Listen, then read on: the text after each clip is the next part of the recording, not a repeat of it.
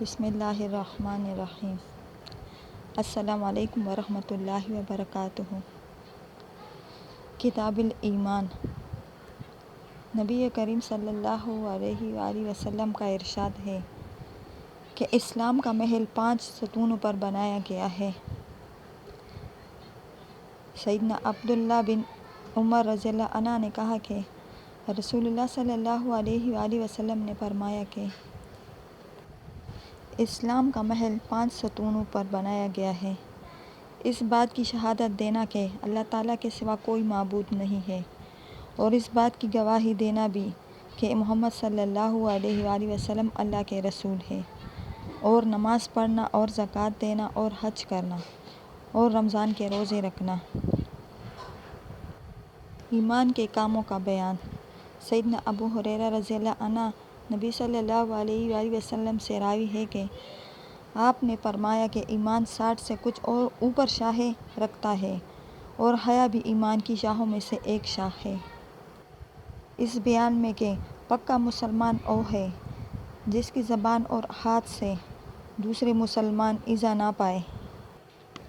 سیدنا عبداللہ بن عمر رضی اللہ عنہ نبی صلی اللہ علیہ وآلہ وسلم سے راوی ہے، آپ صلی اللہ علیہ وآلہ وسلم نے فرمایا کہ پکا مسلمان وہ ہے جس کی زبان اور ہاتھ سے دوسرے مسلمان ایذا نہ پائے، اور اصل مہاجر وہ ہے جو ان چیزوں کو چھوڑ دے جن کی اللہ تعالیٰ نے ممانعت فرمائی ہے۔ کون سا اسلام افضل ہے؟ سیدنا ابو موسیٰ رضی اللہ عنہ کہتے ہیں کہ ایک مرتبہ صحابہ کرام رضی اللہ عنہ نے عرض کیا کہ یا رسول اللہ، کون سا اسلام افضل ہے؟ تو آپ صلی اللہ علیہ وآلہ وسلم نے فرمایا کہ ایک شخص کا اسلام جس کی زبان اور ہاتھ سے دوسرے مسلمان ایذا نہ پائے۔ کسی کو کھانا کھلانا اسلام میں سے ہے۔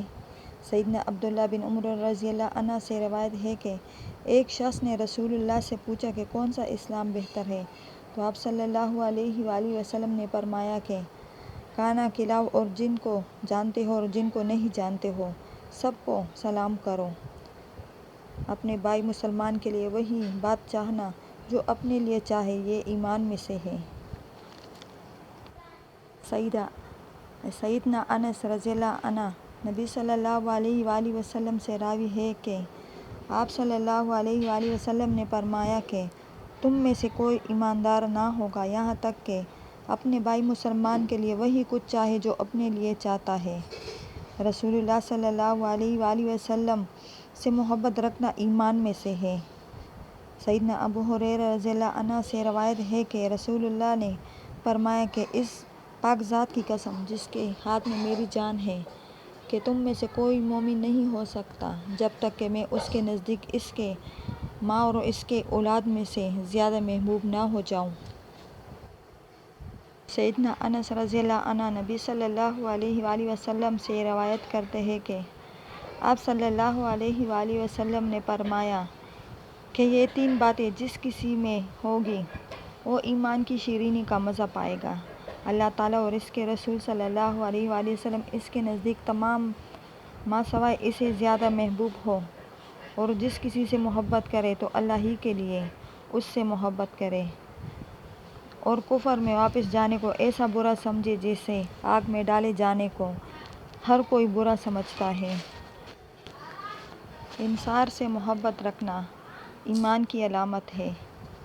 سیدنا انس رضی اللہ عنہ نبی صلی اللہ علیہ وآلہ وسلم سے راوی ہے کہ آپ صلی اللہ علیہ وآلہ وسلم نے فرمایا کہ انصار سے محبت کرنا ایماندار ہونے کی نشانی ہے، اور انصار سے دشمنی رکھنا منافق ہونے کی علامت ہے۔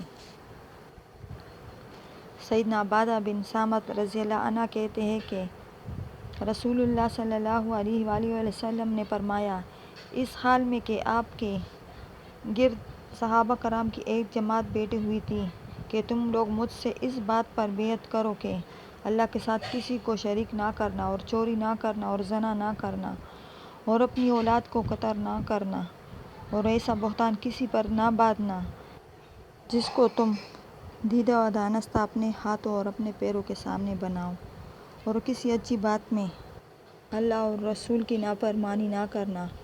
پس جو کوئی تم سے اس عہد کو پورا کرے گا تو اس کا ثواب اللہ کے ذمہ ہے۔ جو کوئی ان بری باتوں میں سے کسی میں مبتلا ہو جائے گا اور دنیا میں اس کی سزا اسے مل جائے گی تو یہ سزا اس کا کفارہ ہو جائے گی، اور جو ان بری باتوں میں سے کسی میں مبتلا ہو جائے گا اور اللہ تعالیٰ اس کو دنیا میں پوشیدہ رکھے گا تو وہ اللہ کے حوالے ہے، اگر چاہے تو اس سے درگزر کرے اور اگر چاہے تو اسے عذاب دے۔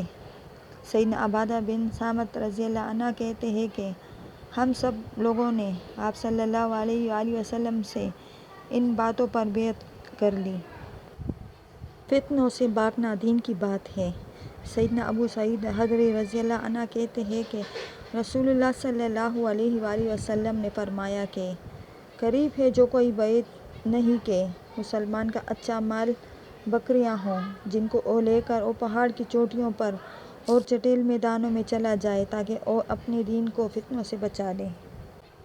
اللہ تعالیٰ ہمیں اور آپ سب مسلمانوں کو ان بری فتنوں سے بچائے اور سیدھے راستے پر چلنے کی توفیق عطا فرمائے، آمین۔